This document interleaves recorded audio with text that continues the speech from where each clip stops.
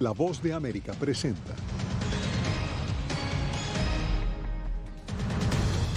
El presidente Biden viajará a Polonia mientras Rusia recrudece su invasión militar a Ucrania. Kiev rechaza ultimátum de Rusia y se niega a entregar puerto de Mariupol. El galón de combustible es que está demasiado alto. Las consecuencias del conflicto en Ucrania en Latinoamérica. Les mostramos la situación en Colombia y Nicaragua. Y un avión comercial se estrella en China con 132 personas a bordo.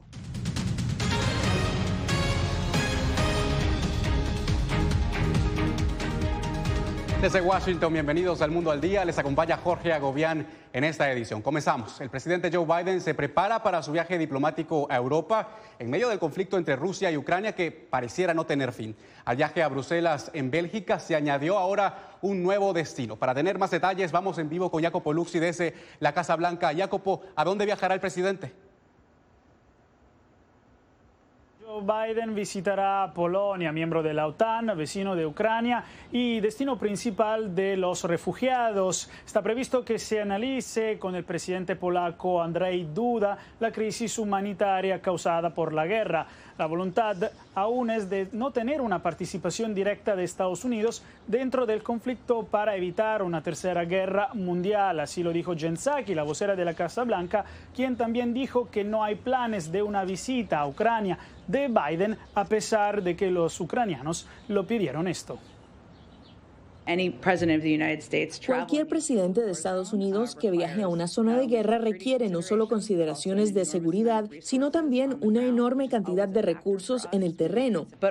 Pero también el presidente sintió y nuestro equipo de seguridad nacional consideró que podría tener el viaje más efectivo e impactante al convocar estas reuniones con los líderes de la OTAN, el G7 y la Unión Europea en Bruselas para determinar tanto la coordinación militar continua, la coordinación humanitaria y económica, así como visitar Polonia, justo al lado, para hablar de todo. Este lunes, Biden tuvo una llamada telefónica con sus homólogos de Italia, Alemania y Reino Unido para evaluar la respuesta occidental a la invasión rusa, en particular la posibilidad de nuevas acciones contra Moscú. Entre tanto, el Kremlin convocó al embajador estadounidense en Moscú, John Sullivan, para entregarle una queja formal después de que Biden la semana pasada definió a Putin como un criminal de guerra. La tensión es alta, Jorge, pero el Departamento de Estado confirmó por qué aceptó esta convocatoria. Nos has oído decir antes, ese diálogo abierto o la capacidad de entablar un diálogo abierto es crucial, especialmente en tiempos de tensión, especialmente en tiempos de conflicto. Hemos buscado mantener esas líneas abiertas de comunicación. Hemos buscado mantener una presencia diplomática en Moscú. Hemos buscado que los rusos puedan continuar manteniendo una presencia diplomática aquí, en los Estados Unidos. Casa Blanca anunció este lunes que Rusia estaría lista para lanzar ciberataques contra Estados Unidos, a pesar de que la amenaza no es inminente, según la asesora de seguridad Annie Helmberg. La administración Biden se protege de manera preventiva. Entre tanto, el Pentágono dijo que enviará más armas defensivas a Kiev y confirmó un escenario bélico que ya muchos habían anticipado. Rusia se encuentra estancada en su invasión y por eso podría aumentar sus ataques contra los civiles.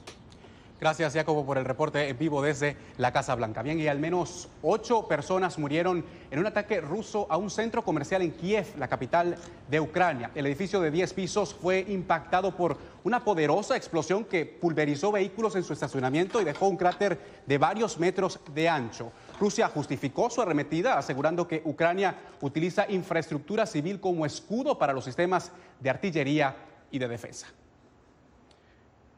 Y Mariupol no será entregado a Rusia. Así respondió el gobierno ucraniano a un ultimátum planteado por Moscú. Laura Sepúlveda con el reporte.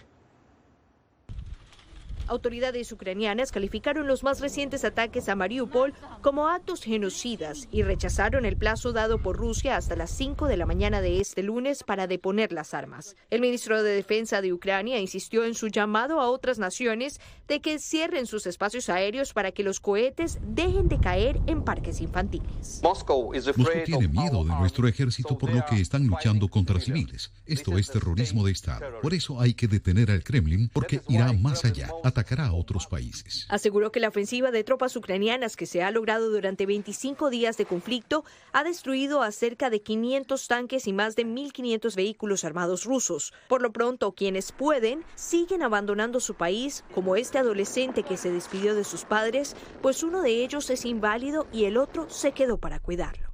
Creo que en Polonia me siento mejor porque no me preocupo por mí, aunque sí lo hago por mi familia, por mi mamá y mi papá. El presidente Zelensky resumió la cotidianidad de los ucranianos con el sonido de las sirenas que dice suenan por aproximadamente 20 segundos.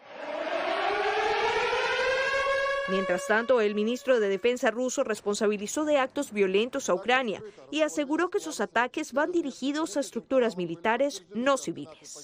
Un sistema de monitoreo y grabación en vivo muestra claramente cómo un sistema de cohetes de lanzamiento múltiple ucraniano ingresa a un centro comercial a las afueras de Kiev para esconderse y recargar misiles. En las últimas horas, una jueza en Rusia declaró Meta, la compañía que cobija a Facebook e Instagram, como una organización extremista, por lo que ha prohibido la operación de la transnacional estadounidense. WhatsApp, por lo pronto, seguirá en funcionamiento por su imposibilidad de emitir contenidos de manera pública. Laura Sepúlveda, Voz de América. Un cuarto de la población de Ucrania ha sido desplazada desde que comenzó la invasión, pero en medio de la desesperanza llegó el primer cargamento de ayuda humanitaria enviado por Naciones Unidas. Y precisamente desde la ONU nos conectamos en vivo con Ángela González. Ángela, bienvenida. ¿Qué tipo de ayuda le está llegando a los ucranianos? Jorge, se han enviado ya 130 toneladas de suministros médicos, también con agua embotellada, comidas preparadas y alimentos enlatados, así como equipos esenciales para la reparación de los suministros de agua, en especial en esta zona de Suma. Esta población es una de las más afectadas y de las que más preocupación ha levantado. La embajadora estadounidense ante la ONU calificó como perturbadores los reportes no confirmados sobre ciudadanos ucranianos deportados a Rusia, a lo que podrían ser campos de concentración. Ya suman 10 millones las personas desplazadas por el conflicto. 6,5 millones han sido forzados a buscar refugio dentro del país, según la Organización Internacional para la Migración, mientras que 3,5 millones han cruzado las fronteras, de acuerdo a ACNUR. La situación humanitaria en ciudades como Mariupol y Suma es extremadamente grave y los residentes se enfrentan a una escasez crítica y potencialmente mortal de alimentos, agua y medicamentos. El primer convoy humanitario de la ONU logró un salvoconducto para llegar a Suma con suministros de emergencia para 35,000 personas y equipo de asistencia en reparaciones de guerra para otras 50,000. Esto está organizado con la buena cooperación entre los gobiernos de Ucrania y la Federación Rusa y esperamos que sea el primero de muchos convoys que harán entrega a personas atrapadas por los combates. Entre tanto, y desde Escocia, el secretario general advirtió que la dependencia global en combustibles fósiles exacerbada por la guerra es un camino a una catástrofe climática y a la destrucción mutua. Las consecuencias de la guerra rusa en Ucrania corren el riesgo de trastornar los mercados mundiales de alimentos y energía de manera que tengan serias implicaciones para el cambio climático. En los próximos días se espera que se lleve a cabo la votación sobre la resolución humanitaria que será llevada a la Asamblea General y que fue originada por el Consejo de Seguridad. Jorge. Gracias, Ángela, por la información. Seguiremos atentos a esa información. Bien, y ahora revisamos el panorama del impacto que tiene en nuestra región el conflicto ucraniano. Vamos a empezar en Colombia, donde comienzan ya a encarecer los precios de algunos productos agrícolas. Es Jair Díaz quien nos reporta. La invasión de Rusia a Ucrania ha traído efectos devastadores en la economía.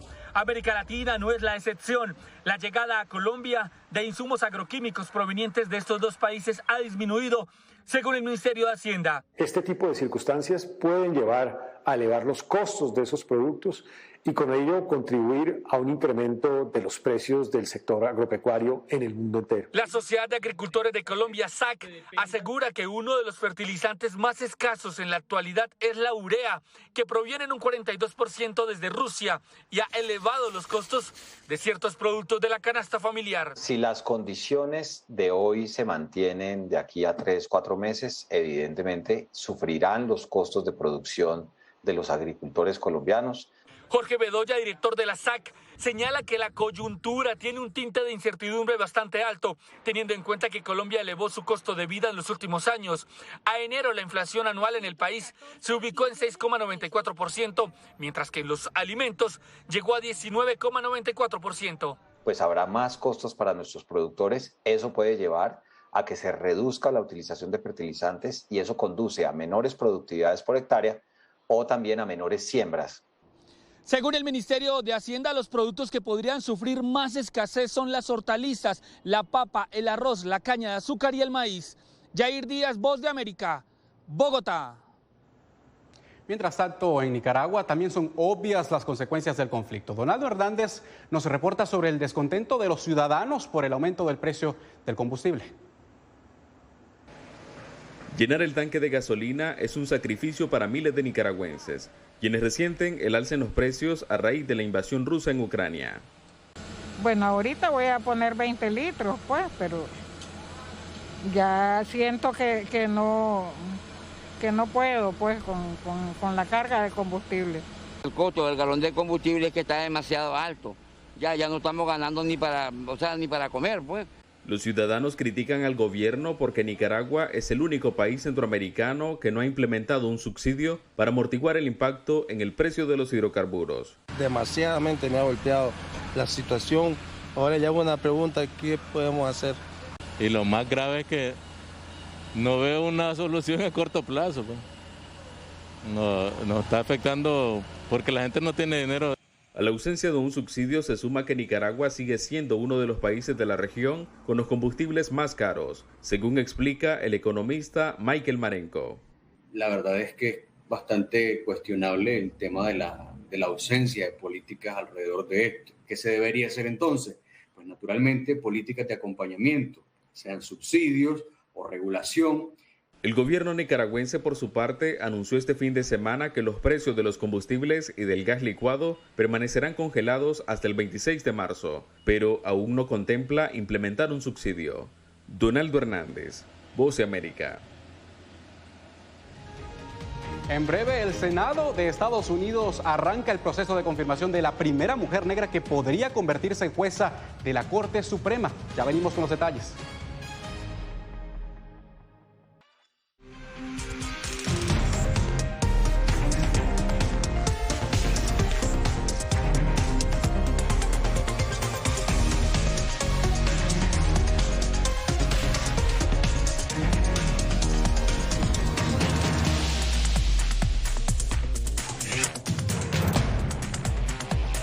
Venezuela 360, cada semana por La Voz de América. La Voz de América te invita a ser parte de nuestra familia a través de las redes sociales. Encuentra en tu muro las últimas noticias de tu país en su conexión con Estados Unidos, la región y el mundo. Historias que empoderan las voces latinoamericanas de política, economía, salud, actualidad, balanceadas y precisas. Únete a un equipo de origen hispanoamericano que trabaja para conectarte con los tuyos. Síguenos en Facebook y conviértete en protagonista de una historia que tú mismo ayudarás a construir.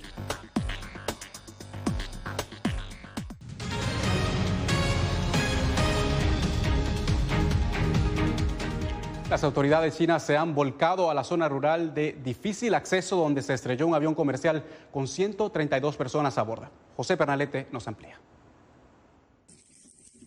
La Administración China de Aviación Civil informó este lunes sobre la precipitación a tierra de una aeronave Boeing 737 de la empresa China Eastern Airlines con más de 130 personas a bordo entre pasajeros y tripulación. El avión se estrelló en una zona montañosa al sur de la nación asiática. La televisión central de China, estación oficial de ese país, informó sobre el desarrollo del despliegue de rescatistas para las labores de búsqueda en la zona de impacto. Nuestros reporteros se enteraron del Departamento de Manejo de Emergencias de Guangxi que hubo un accidente que involucró un avión de pasajeros Boeing 737 de Eastern Airlines con 132 personas a bordo en el condado de Teng, en Guangxi. Las autoridades aún no informan sobre las posibles causas del siniestro. Tampoco confirman sobre el hallazgo de sobrevivientes en el área. La aerolínea aseguró que en el registro de pasajeros no hay personas extranjeras en el vuelo nacional.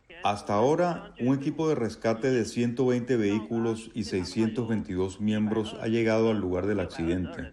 El sitio está rodeado por 3 lados por montañas sin acceso a la fuente de electricidad, por lo que las condiciones de iluminación son muy malas. Operadores en el manejo de incendios forestales informaron sobre columnas de humo en la zona sin señales de vida entre los escombros. La aerolínea activó una línea de emergencia para la asistencia a familiares de las víctimas. José Pernalete, Voz de América. Y aquí en Estados Unidos, el Comité Judicial del Senado dio inicio este lunes a 4 días de audiencias para evaluar la nominación del presidente Biden de la jueza Ketanji Brown Jackson, la primera mujer negra que aspira a ser miembro vitalicio de la Corte Suprema de Estados Unidos. Los demócratas que controlan el Senado planean que este proceso sea lo más rápido posible y aunque no necesitan los votos republicanos, buscan despejar dudas sobre la nominada del presidente Joe Biden. Y en busca de 2 millones de nuevos votantes. En eso está una coalición de organizaciones aquí en Estados Unidos. La intención es persuadir a 2 millones de residentes permanentes a naturalizarse en tiempo para que puedan votar en las próximas elecciones de medio término que están previstas para noviembre. Verónica Villafañe nos tiene los detalles. Se estima que en los Estados Unidos hay más de 9 millones de residentes permanentes elegibles para hacerse ciudadanos y más de 2 millones de ellos viven en California. Por eso, organizadores iniciaron en Los Ángeles una gira nacional para promover la iniciativa Naturalizar a 2 millones para 2022. Queremos que esas personas hacer ese llamado a acción para que se movilicen y se hagan ciudadanos, no solamente por hacerse ciudadanos y ayudar a sus familias, pero también para que puedan lograr el voto en estas elecciones de medio término. Nancy Flores es la subdirectora de la Asociación Nacional para Nuevos Estadounidenses, que está impulsando el esfuerzo junto a una coalición de ciudades y más de 50 organizaciones proinmigrantes. Flores señala la importancia de California, que tiene un fondo de $25 millones para ayudar a residentes permanentes de bajos ingresos a realizar trámites de naturalización. Este fondo estatal está apoyando a los inmigrantes para pagar las cuotas de naturalización, que sabemos que es una barrera muy grande para muchas personas en nuestra comunidad. La gira está haciendo su recorrido por el país con la ayuda de mariachis y relatos personales de inmigrantes para incentivar a quienes puedan a iniciar el trámite de naturalización. Hace 15 años que me hice ciudadano americano y en los últimos 15 años he votado todas las elecciones locales, estatales y federales. Y eso, dice Flores, es parte de la misión. Esta campaña ve la naturalización como una estrategia para incrementar la participación democrática. Verónica Villafañe, Voz de América, Los Ángeles. Y al volver, ¿podría Estados Unidos estar a las puertas de una nueva ola de casos de COVID-19? Bueno, las respuestas las detenemos en segundos. No se vayan.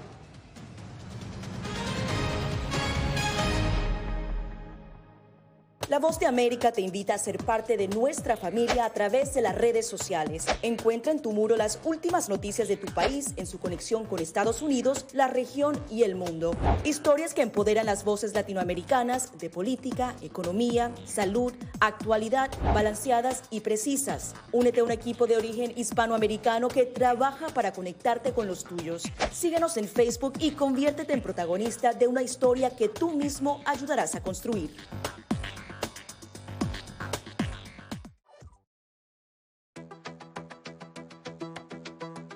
En momentos de crisis políticas y sociales, algunos gobiernos autoritarios recurren al bloqueo del acceso a Internet como herramienta para detener la información que entra o sale de su país.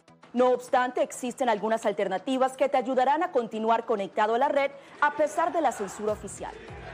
Una de las más efectivas es el VPN o red virtual privada por sus siglas en inglés. La VPN pretende simular que la persona está en otro lugar del mundo y no en el país que esté restringiendo el acceso a Internet, de manera que es incapaz de detectar esa conexión interna y así se puede utilizar Internet con normalidad. Las ofertas de VPN en el mercado son muchas y las puedes buscar escribiendo las iniciales VPN en los motores de búsqueda, pero es importante descargarla o adquirirla antes de perder la conexión al Internet. Aquí te ofrecemos algunas opciones.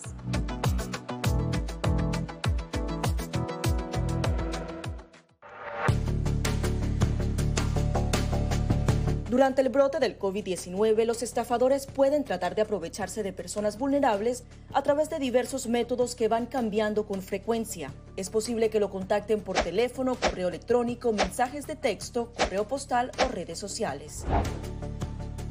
Ten cuidado con ofertas de kits de supuestas pruebas caseras, curas milagrosas o pruebas inmediatamente accesibles. Response Act has made coronavirus testing more accessible immediately.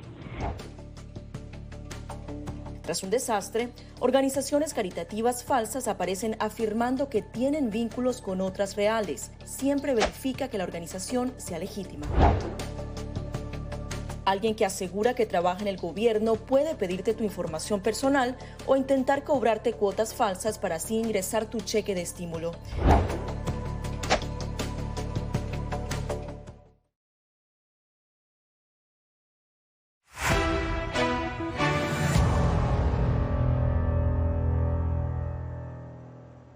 Estados Unidos podría experimentar un aumento de casos de COVID-19 a través de una subvariante de Omicron llamada BA.2. Así lo advirtió el principal asesor de la Casa Blanca, Anthony Fauci. El experto indicó que la variante es entre 50 y 60% más transmisible que Omicron y que no parece ser más grave. La variante ya ha provocado que los casos aumenten en China y varias partes de Europa.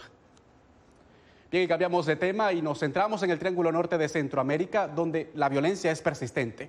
En el caso de El Salvador, los índices de homicidios diarios han disminuido sustancialmente, pero la desaparición de personas causa gran preocupación. Así nos lo cuenta Claudia Saldaña. Las cifras de homicidios en El Salvador han bajado notablemente en los últimos años. De 18, hace apenas 7 años, hemos pasado a 3 homicidios al día. Son las cifras más bajas desde que se registra el fenómeno de la violencia homicida en El Salvador. Las autoridades atribuyen esto a la efectividad del Plan Control Territorial. Estamos viendo el resultado de todas esas políticas en materia de seguridad pública. Pero algunas organizaciones manejan la idea de que podría haber una relación entre la baja de homicidios y el aumento de personas desaparecidas. Eso es una idea que se está cultivando, que se está queriendo decir mucho, pero no tiene sustento. Y esto debido al difícil acceso a estadísticas oficiales de reportes de desapariciones. Y es que efectivamente las actuales autoridades niegan información sobre la desaparición de personas. No nos están dando información sobre desaparición de personas. Las cifras oficiales de homicidios también son complejas de interpretar, pues no hay un registro homologado entre la Fiscalía General y la Policía. Por ejemplo, para el periodo 2014-2019, la PNC registró 12.495 casos, mientras que la Fiscalía para ese mismo periodo registró 22.307 casos. Estamos hablando de 10.000 casos de diferencia. Tanto organizaciones como la sociedad civil exigen al Estado que haya más transparencia en los datos y que se facilite el acceso a la información sobre estadísticas de violencia en el país. Claudia Saldaña, Voz de América, El Salvador. Más adelante, la huella de rusos y ucranianos en Caracas, Venezuela. ¿Sabía usted que sus raíces en ese país caribeño datan de 8 décadas? Bueno, los detalles en breve.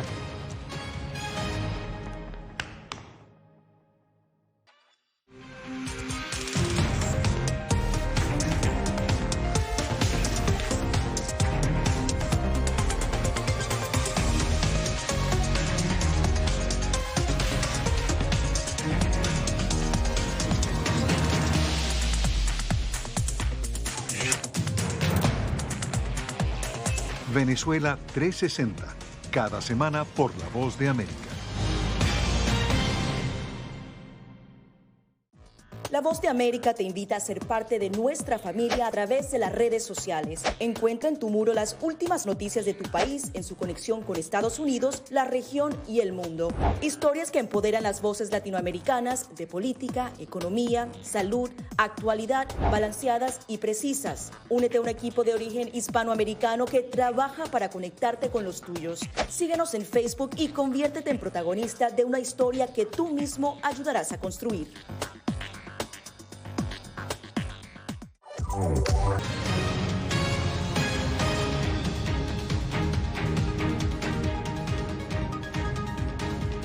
Pocos conocen que rusos y ucranianos echaron raíces hace 8 décadas en el corazón de Katia.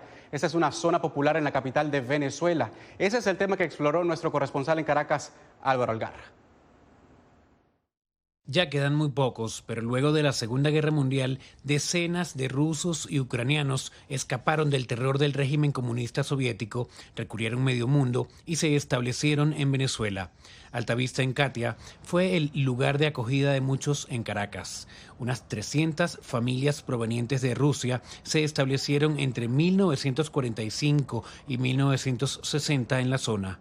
Luego de un largo recorrido en búsqueda de lo que queda de esa comunidad y de ver 3 iglesias ortodoxas desconocidas para muchos, muy cercanas una de la otra, encontramos cerca de la calle Ucrania a Nicolás Hanail Hartman, un ruso venezolano de 69 años, quien es uno de los rusos o hijos de rusos que aún queda en el área. Estamos regados rusos, ucranianos, polacos, yugoslavos.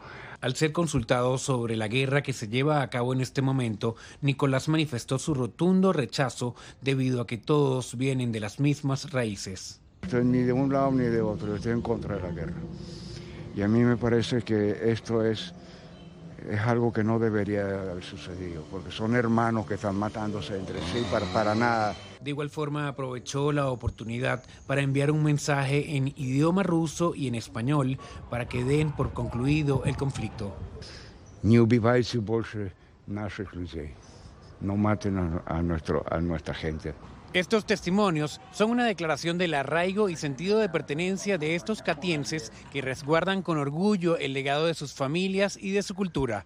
Álvaro Algarra, Voz de América, Caracas. Historias como esta la puede encontrar en nuestro sitio en internet vozdeamerica.com y también en nuestras redes sociales. Allí nos encuentra como @vozdeamerica. Y para despedirnos, quizás ya usted la conoce, pero ella es Amelia, una niña ucraniana cuya interpretación del tema Frozen en un búnker en Kiev se hizo viral. Amelia conmovió al mundo nuevamente al entonar